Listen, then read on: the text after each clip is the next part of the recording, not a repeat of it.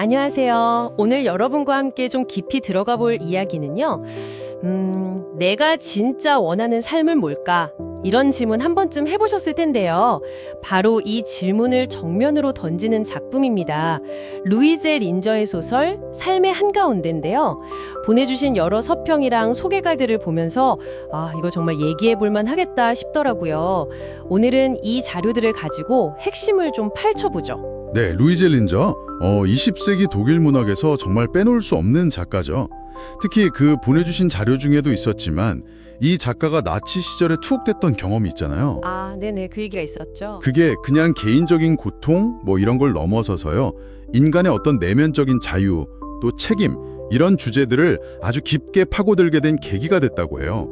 그래서 오늘 다룰 삶의 한가운데가 바로 그런 작가의 생각이 아주 잘 녹아있는 대표적으로 꼽히는 거죠. 대표작이군요. 네, 이게 1950년에 딱 나왔을 때 당시 독일 사회가 꽤 보수적이었거든요.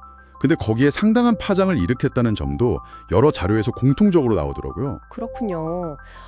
단순히 그냥 개인 경험담이 아니라 이걸 보편적인 질문으로 확장시켰다는 게 좀 중요해 보이네요. 맞습니다. 그래서 오늘 저희 목표는요, 보내두신 자료들을 쭉 보면서 1950년대 독일이라는 그 시대 배경 속에서 마르타라는 여성이 있잖아요. 이 사람이 어떻게 자기 안을 들여다보고 진짜 자기를 찾아가는지 그 과정을 한번 같이 따라가 보려고 합니다.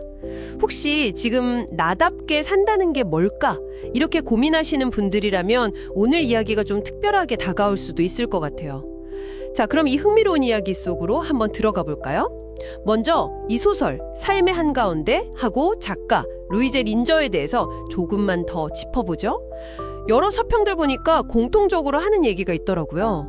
이게 겉으로 보면 그냥 평범한 여성 이야기 같은데 네, 그렇죠. 근데 그 속을 파고들면 인간 존재에 대한 되게 깊은 성찰이 담겨 있다는 거예요.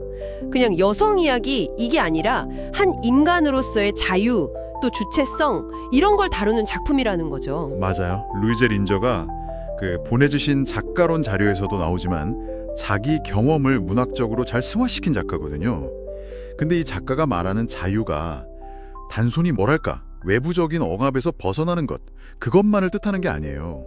그런 게 아주군요. 네, 오히려 더 중요하게 보는 건 자기 내면의 소리를 잘 듣고 스스로 선택하고 또 그 선택에 대해서 온전히 책임을 지는 그런 자세예요.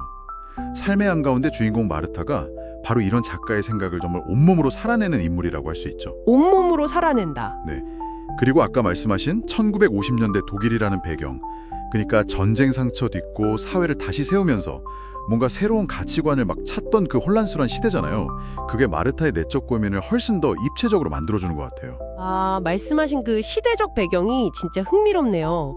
저희가 본 어떤 서평에서는 그 당시 독일 사회의 그 가부장적인 분위기를 딱 짚으면서 여성이 엄마, 아내 이 역할 말고는 다른 정체성을 갖기 어려웠던 현실을 지적하더라고요. 네, 맞아요. 그런 분위기였죠. 그런 상황에서 자기 욕망이나 존재의 이유를 묻는 마르타의 모습이 훨씬 더 눈에 띄었을 것 같아요. 정확히 보셨어요. 전쟁 끝나고 물질적으로는 막 재건해야 하는데 정신적으로는 아직 옛날 관습에 묶여있던 그런 사회였죠. 그런 분위기 속에서 마르타는 남편도 있고 아이도 있고 사회적으로 보면 되게 안정된 중산층 주부란 말이에요. 네, 그렇죠. 남들을 보기엔 부족할 게 없어 보이는데 그런데 정작 본인 내면은 늘 뭔가 비어있는 느낌, 그리고 질문으로 가득 차 있는 거죠. 나는 왜 살지? 이게 내 삶의 전부인가? 이런 실존적인 물음들요. 그 내면의 질문이 결국 그녀를 어디로 이끌어 가는 건가요? 여러 자료들에서 알렉산더라는 인물이 등장하는 걸 되게 중요하게 다루던데요. 네. 바로 그 지점. 그게 마르타의 삶에 어떻게 보면 결정적인 전환점이 돼요. 알렉산더와의 만남이 단순히 그냥 로맨스, 이걸 넘어선다는 거죠. 단순한 로맨스가 아니다. 네. 한 서평에서는 알렉산더를 마르타가 그동안 외면했던 자기 그림자를 비추는 거울이라고 표현했는데 이거 정말 딱 맞는 비유 같아요. 거울이요? 와. 네, 글을 통해서 마르타가 오랫동안 그냥 꾹꾹 눌러왔던 자기 감정, 욕망, 그리고 삶에 대한 어떤 갈증 같은 것들 있잖아요. 이런 것들과 정면으로 딱 마주하게 되는 거예요. 그러니까 알렉산더는 일종의 촉매제 같은 역할을 하는 거군요. 그렇죠. 네. 그럼 그 만남을 통해서 마르타는 어떤 갈등을 겪게 되나요? 쉽지 않았을 것 같은데요. 그야말로 폭풍의 한가운데 서게 되는 거죠. 안정적이긴 한데 뭔가 틀에 박힌 그런 일상하고 또 예측은 불가능하지만 자신의 진짜 욕망이 막 이끄는 그런 새로운 삶. 이 사이에서 엄청나게 고민해요. 아, 양극단이네요. 네, 사회적인 시선도 있고 도덕적인 규범, 가족에 대한 책임감 이런 거랑 또 개인의 자유, 사랑이라는 감정 사이에서 정말 극심한 내적 갈등을 겪죠. 근데 루이제 린저가 이 과정을 굉장히 섬세하면서도 또 되게 솔직하게 그려내요. 보내주신 한 소객을 보니까 작가가 이 부분에서 뭐 어떤 판단을 내린다기보다는 그냥 마르타의 혼란, 고통 이런 걸 있는 그대로 보여주는 방식을 택했다고 하더라고요. 판단하지 않고 보여준다. 그게 독자가 스스로 생각할 여지를 남겨주는 거군요. 네, 그렇죠. 그래서 마르타는 결국 어떤 길을 선택하게 되나요? 그 익숙한 세계에 그냥 머무르나요? 아니면 결국에는 자신의 마음이 이끄는 길을 택합니다. 사회적으로 비난받을 수도 있고 심지어 가족 관계가 깨질 수도 있다는 그런 가능성까지도 다 감수하면서 말이죠.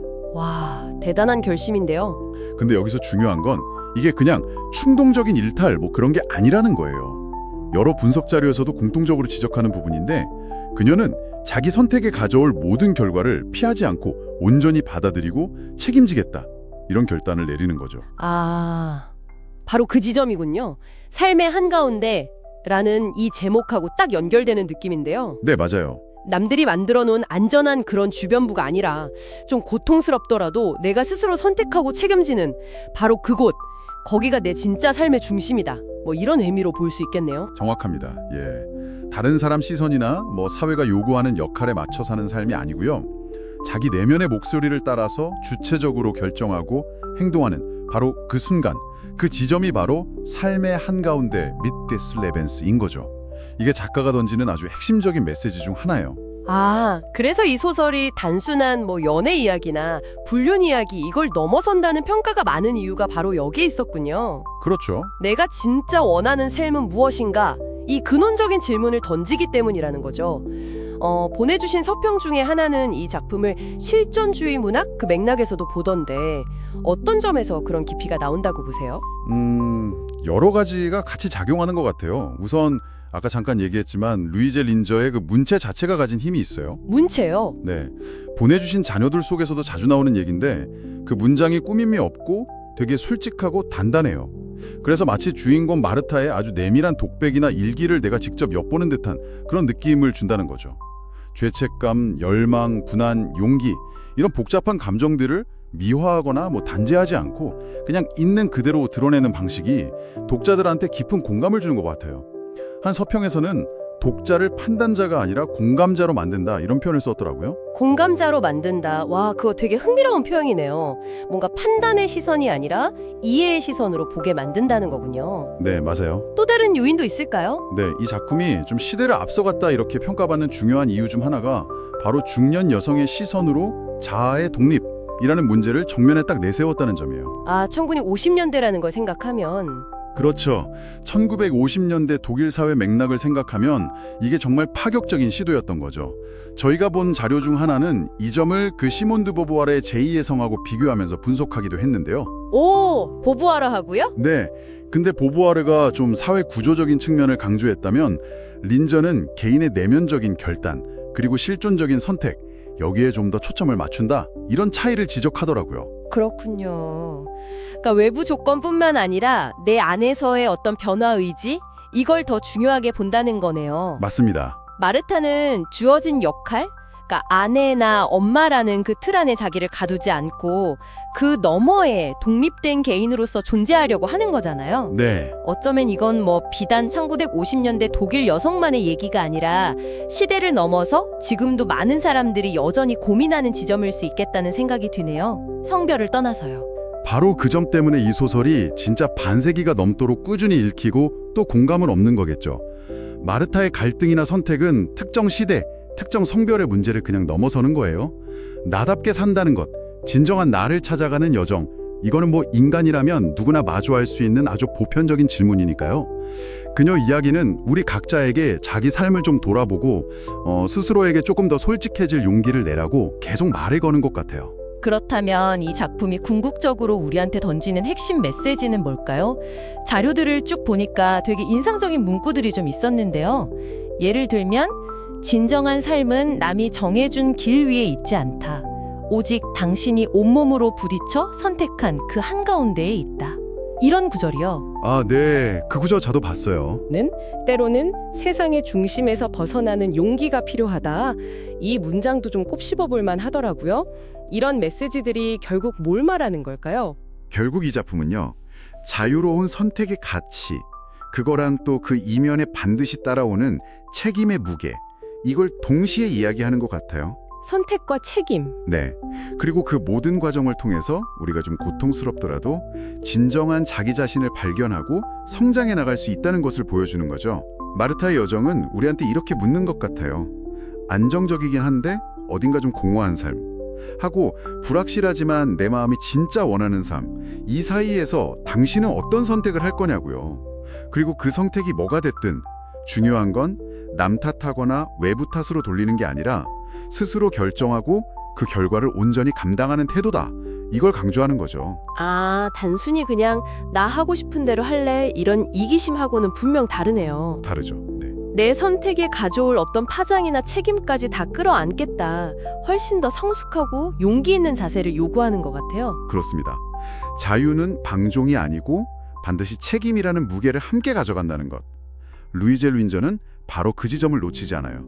마르타가 겪는 고뇌, 사회적인 비난, 내면의 갈등, 이게 결코 낭만적으로만 그려지진 않거든요. 네, 현실적이죠. 하지만 그 모든 어려움에도 불구하고 자신의 길을 가기로 딱 결심했을 때 그녀는 비로소 진정한 의미의 자유와 주체성을 얻게 되는 거죠. 따라서 이 작품은 현재 내 삶의 방향에 대해 좀 고민하고 있거나 아니면 기존의 가치관에 좀 의문을 느끼는 분들, 혹은 사랑과 자유, 책임이라는 이 주제의 본질적인 의미를 깊이 파고들고 싶은 분들께 특히 큰 울림을 줄 수 있을 것 같아요. 관련 자료들에서도 언급됐듯이 시몬드 보부아르나 도리스 레싱처럼 인간 실존과 여성의 삶에 대해 깊이 파고든 작가들의 작품을 좋아하는 분이라면 더 흥미롭게 읽으실 수 있을 겁니다. 오늘 저희는 보내주신 여러 자료들을 바탕으로 루이제 린저의 삶의 한가운데를 정말 깊이 있게 들여다봤습니다. 사회가 그어놓은 길이 아니라 나만의 길을 선택하고 또 그 선택에 온전히 책임지는 용기, 그런 이야기였죠. 정해진 궤도에서 벗어나서 자신만의 한가운데를 찾아 나서는 과정, 이게 결코 쉽지는 않겠지만 그 속에서 얻는 자기 이해와 삶의 의미는 정말 무엇과도 바꾸기 어려운 가치를 지니는 것 같습니다. 네, 마르타의 이야기는 1950년대 독일이라는 특정 시공간을 배경으로 하고 있지만 그녀가 던지는 질문은 시대를 초월해서 오늘날 우리에게도 여전히 유효한 것 같아요. 어쩌면 이 이야기가 여러분께 작은 질문 하나를 던졌을지도 모르겠습니다. 당신의 삶의 한가운데는 지금 어디쯤에 있나요? 그리고 만약 그곳에 온전히 서 있지 못하다고 느끼신다면 그 자리에 서기 위해서 당신에게는 어떤 용기가 혹은 어떤 선택이 필요할지 잠시 생각해보는 시간을 가져보시는 건 어떨까요? 오늘 탐구에 함께해 주셔서 감사합니다.